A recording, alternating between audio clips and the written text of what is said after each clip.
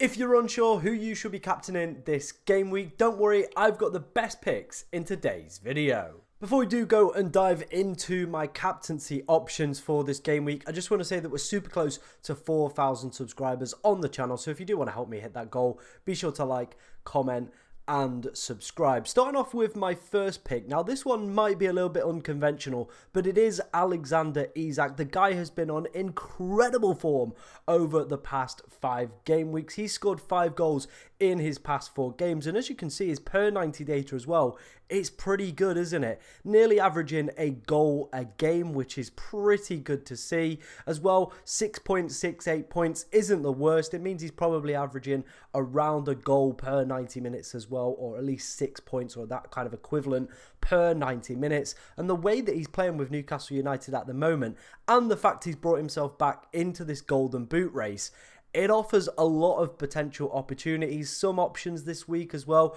especially in the more premium department, don't have the best fixtures or potentially aren't in the greatest of form either. So Alexander Isak could be one of those options that you just go for. He's in the form, he's bagging goals. As well as that, Fulham have conceded 6 goals in their past Premier League 2 games, and they haven't been playing, top quality opposition. They've played Sheffield United and Nottingham Forest. Isak also has played Fulham before, only once in his Premier League career. He only did manage 19 minutes, but even still managed to get himself on the score sheet in that game as well. So I think if you were looking for a differential pick for this game week, I think Isak could be a fantastic shout to go for.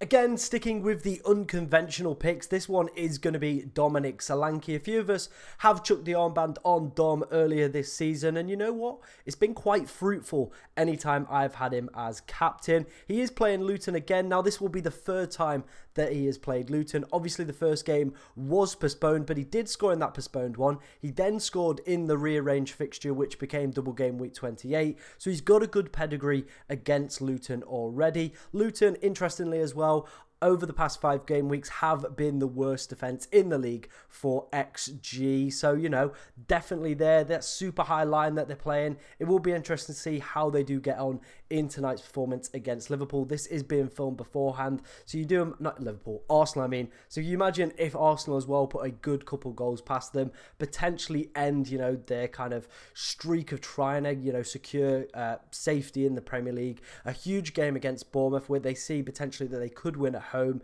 You imagine if confidence is a little bit low in that one, Dominic Solanke could go into this and absolutely destroy him. His data isn't as good as Isak's per 90, but I definitely think, again, he could be one of those players that could be worth a little bit of a cheeky gamble. Maybe gamble on him with the armband. Obviously, we know what he's capable of. He's got a good record against Luton as well, also on penalties, and he is a 90-minute man as well. So very secure in those minutes if you're looking for that. But I think he could be an option, but if I was to go for a differential, I think I would gamble on Isak.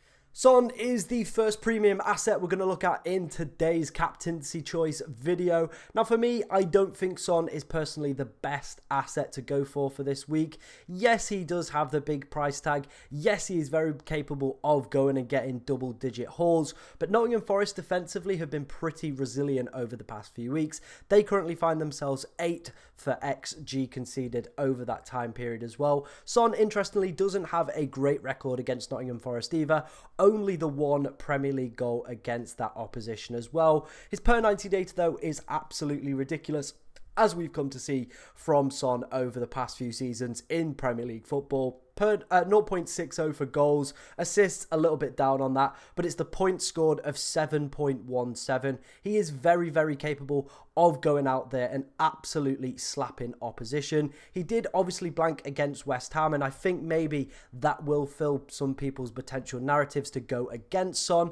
On paper, I think this looks quite a nice fixture, but in reality, I do feel it could be a difficult test for Spurs, and they haven't been, at the races completely. Obviously, the 1-1 with West Ham, just scraping by Luton with a 2-1. I know they did have some opportunities, but recent results, and then the 4-0 against Fulham as well, recent results haven't really been there for Spurs, to be honest. Son hasn't been putting up mega scores either, so I definitely think he's one that I probably would not recommend for this game week. I do think there are better options, and we're going to come on to take a look at them in the rest of the video. And my top captaincy pick for game week 32 is going to be Cole Palmer. Now, he is yet to play in game week 31, so just make sure he does make it through that Manchester United game. But for me, as you can see, Cole Palmer's per 90 data is absolutely ridiculous. 0.63 for goals, 0.44 for assists, and 7.67 points per 90. If you compare it to what Son was putting up in the last section, he is absolutely blowing him out of the water. And for that 5.9 million price tag, I think people have got to potentially get away from this, seeing this guy as a cheap or kind of enabler price point. I think we've got to start viewing this guy as an 8, 9, even 10 million player, because that's what his data is doing. That's the data that's, you know, very similar to Son's over the course of this season. And now we wouldn't hesitate if Son had a really easy fixture against Sheffield United, but I do feel some people are, you know, a little bit pessimistic about potentially giving Cole Palmer the armband against Sheffield United. Now, I spoke about this when he played Burnley. I was very kind of bullish on potentially giving him the armband.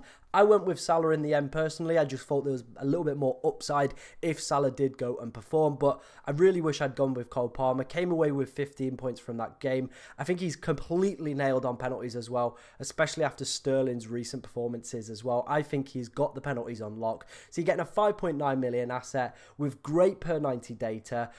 Arguably the best fixture in the league as well. Maybe if it was home, it would just be that little bit sweeter. But Sheffield United is an absolute stalwart of a fixture in the Premier League this season. An absolute go-to. Cole Palmer as well, like I said, the per 90 data is purring.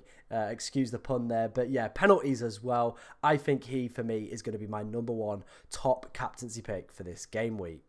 And finally, moving on to my final captaincy option for game week 32. Now, it is going to be Mohamed Salah. Now, the fixture on paper, it is a red. It is Manchester United away. It is a derby. So, you know, there's a lot of other factors in there. But for me, Mohamed Salah, I think, is still a really good captaincy option. Potentially, if you've not got Cole Palmer, or maybe you just don't fancy Cole Palmer to do that well. Maybe you are put off by his price and want to go for a premium who's known to deliver against this opposition, then I think Salah is a fantastic pick for this game week. His per 90 data is absolutely ridiculous. Some of the best we've seen so far in today's video as well. 8.25 points per 90, pretty much guaranteed an attacking return per 90 from him, which is absolutely ridiculous for Mohamed Salah. Interestingly as well, he scored 3 times in the past 3 games against Manchester United. United as well defensively, they're 19th for XG conceded over the past 5 game weeks, and they're also 17th for the season for shots faced. They're conceding a hell of a lot of opportunities.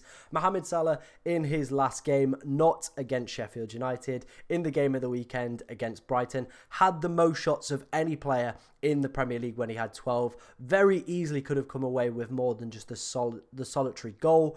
Also on penalties as well, which is also a very viable asset. I do feel though, you know, there is that Derby Day magic. There is obviously the fact that Manchester United are at home, and it wouldn't surprise me if they go and lose the Chelsea game and then go on to win this Liverpool game. It does seem something that would be very, very United of them to do.